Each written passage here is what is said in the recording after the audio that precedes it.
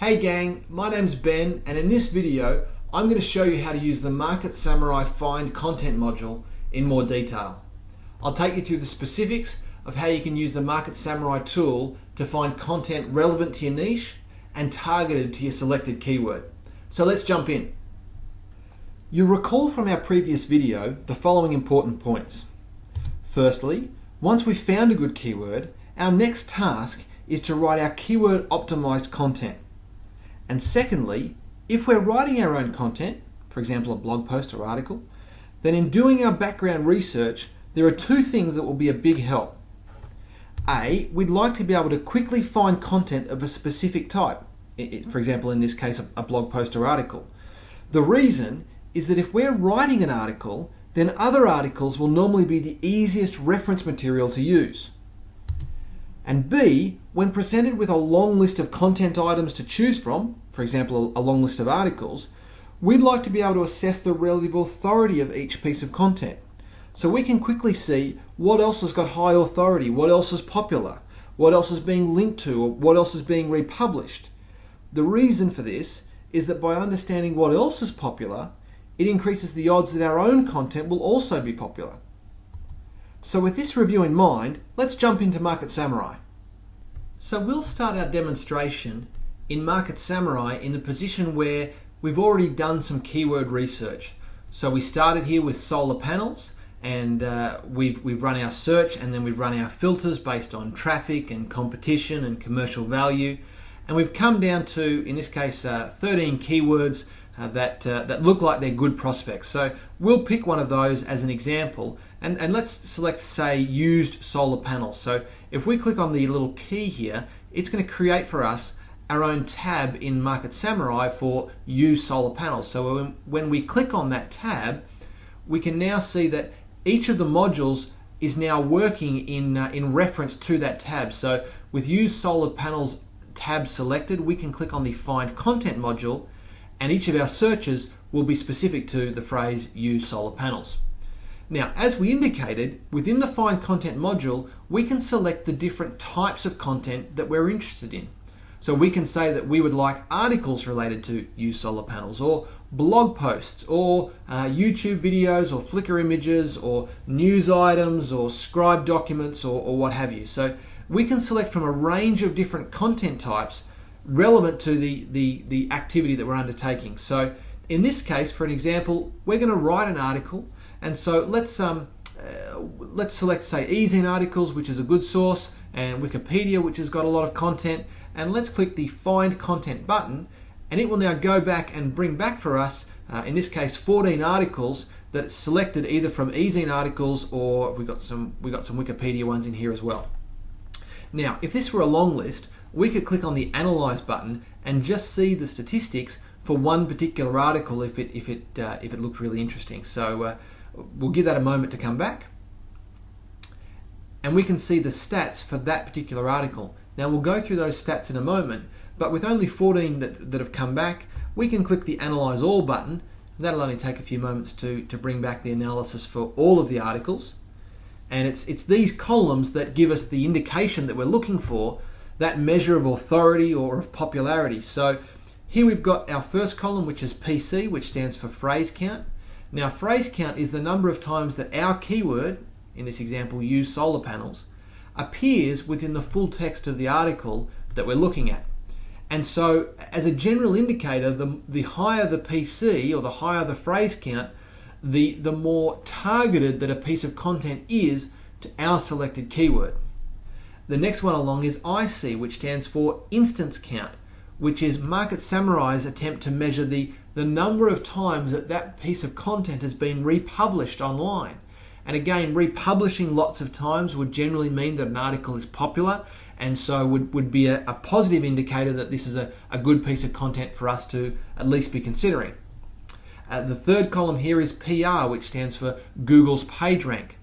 Now Google's PageRank is a score that Google gives to every web page or every document that it finds, and it's a score out of 10, and it's a general authority score that it gives. So the higher the Google PageRank, generally the higher the authority that that particular document has. Now the fourth one here is BL, which stands for backlinks. Now, backlinks are the number of links from other websites or other web pages around the world linking back specifically to this particular article that we're considering. Now, one thing I should point out is that backlinks are a major contributor to PageRank, and the PageRank score that Google shows us, at least the part that they show us, is only updated about every 3 months. And so if you have a very new article or a new piece of content, then the backlink count can be a better measure of authority for something very new than the PageRank, simply because the PageRank just may not have been updated recently enough. And the final column here is age. So that's the age of the article or the age of the piece of content. And again, older content is generally considered to be more authoritative content.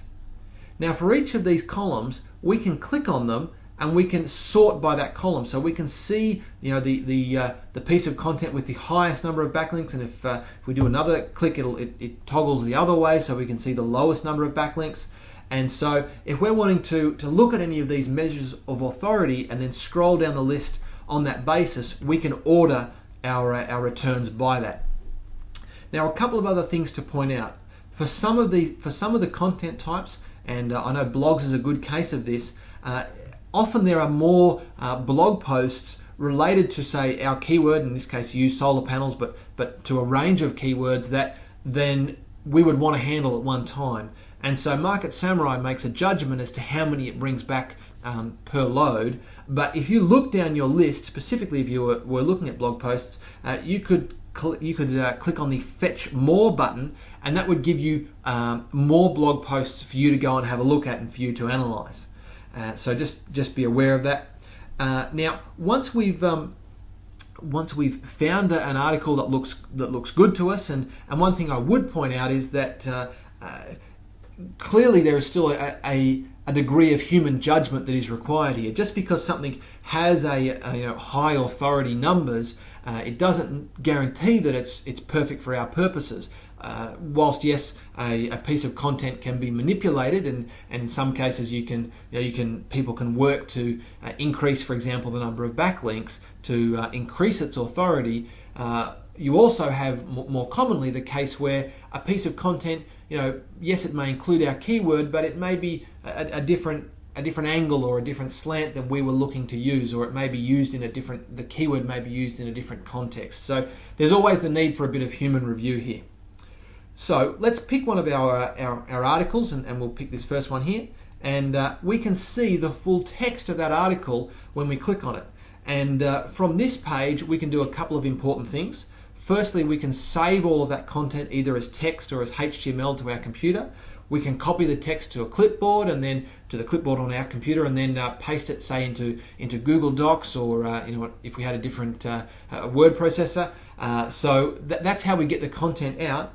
And again, this is not part of the 30-day challenge strategy, but if we were using that content directly as it is, we can click on the Terms of Use button to go and see what the terms of use for that content are. And in this example, we've selected something from eZine Articles, and the purpose of eZine Articles is for content syndication, and so it's completely legitimate if we were to copy that content, providing we give the relevant recognition back to the author. So that gives us a run through on the Find Content module. Now, just a couple of other points before I end off the video. The first one is this: if you don't find content or content that's pleasing specific to the key phrase that you're looking at, we can often go more generic. So in this case, if we didn't find anything under use solar panels, we could go to solar panels. If our target keyword was funny wedding speeches, and we didn't find the kind of content we were looking for, we could perhaps look at wedding speeches or a more generic version of the phrase. And so that's a tip just to keep in mind if you're looking for content.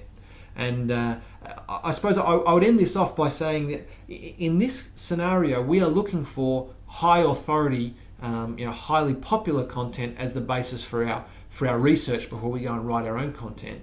But a question just to pose and to leave you to think with, as we did in the previous video, is what might be the use of finding low authority content, or content that hasn't been referenced a lot, and how might that be useful? And that's something I suppose just to leave as a thought for you to think about and something to consider. Thanks heaps for your time, and I wish you all the very best in the 30-day challenge and in your online endeavours. Thanks, guys.